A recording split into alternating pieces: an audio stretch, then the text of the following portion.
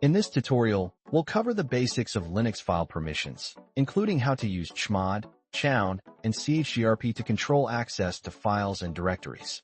We'll explore how to change file permissions, ownership, and group ownership, and discuss best practices for setting permissions. Have you ever encountered issues with file access in Linux? Perhaps you've tried to edit a file, only to find that you don't have permission. Or maybe you've tried to run a script, but it won't execute due to permission issues. Understanding file permissions is crucial for resolving these types of problems. The solution to these issues lies in understanding how to use the chmod, chown, and chgrp commands. Chmod is used to change file permissions, chown is used to change file ownership, and chgrp is used to change group ownership.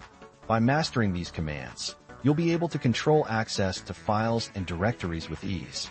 Let's take a look at some examples of how to use these commands. We can use chmod to change the permissions of a script, chown to change the ownership of a file, and chgrp to change the group ownership of a directory. We can also use the R option with chmod to recursively change permissions for all files and subdirectories within a directory.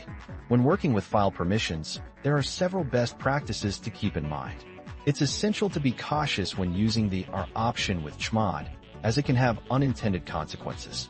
Additionally, it's crucial to understand how permission bits work and how to use them to set the desired level of access for users, groups, and others. In conclusion, mastering Linux file permissions is a crucial skill for any Linux user. By understanding how to use chmod, chown, and chgrp, you'll be able to control access to files and directories with ease. Remember to always be cautious when working with permissions and to test your changes carefully to avoid any unintended consequences. You will find detailed notes on the topic in the description. Go and check it, and thanks for watching. And don't forget to subscribe for more Linux tutorials and content.